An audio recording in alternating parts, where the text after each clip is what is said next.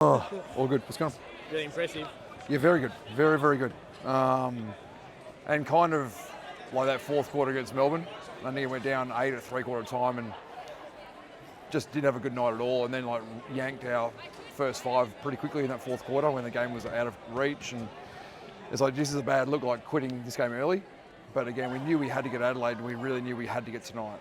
So again, we're happy to lose the battle to win the war, so to speak, and try and make sure we had enough energy for tonight's game. So we know that you've talked a lot about you felt the criticism of your three-point shooting. You couldn't miss tonight. That's an example of what you can do when you're on. Yeah, we don't listen to outside noise because everyone loves it when we're shooting it well, and everyone hates it when we're missing. So unfortunately, as a coaching staff, we can't pick and choose. We've got to keep backing them in. We don't want our players questioning, like, is it a good shot or is it not? We'll certainly show them a lot of film of like the shots we don't like, but make misses completely irrelevant. It's again, is it a big advantage three early clock? And we've got a whole bunch of charts we go through. So there's some science behind it, but again, like they're open threes, and the heavily contested threes early clock. Sure, we got to clean those ones up. But as you saw tonight, like when we're on, it's a really fun way of playing.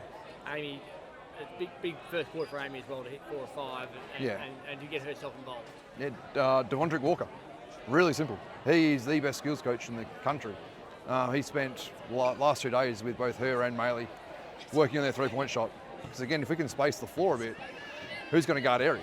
And again, Eri had a quieter night tonight, but she also played a role. They're going to put a heavy attention on her.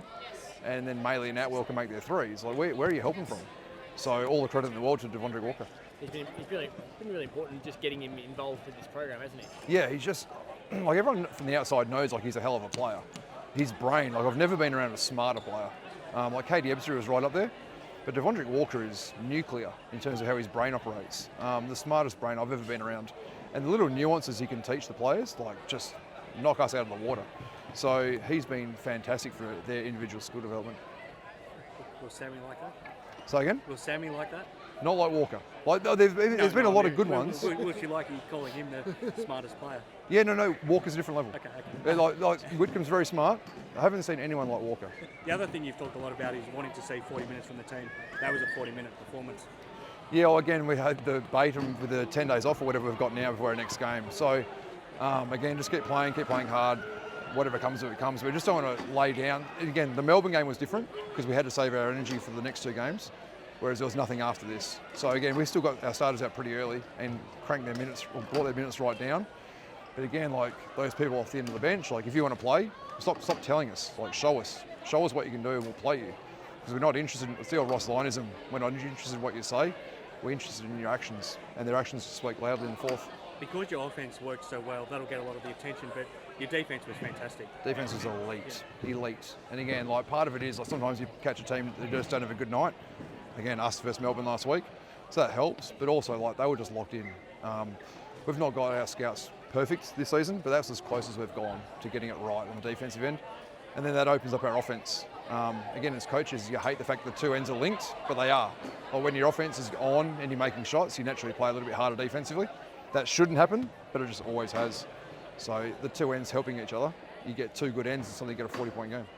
From a club perspective, you had a lot of athletes here today, and it was one of your bigger crowds for the year. Yeah. To produce like that, did you sense the importance of the night from a big picture perspective? From a coaching staff, we certainly knew, because again, it's the ESPN, it's the nationally televised game, it's Sydney, it's a top 4 fight, it's biggest crowd of the season, yada yada yada. You can't let that affect your players. So the players would naturally have an idea, like, okay, this seems pretty important tonight, but you can't let them know about it. So we certainly knew, like, please don't lay an egg tonight, and luckily we didn't.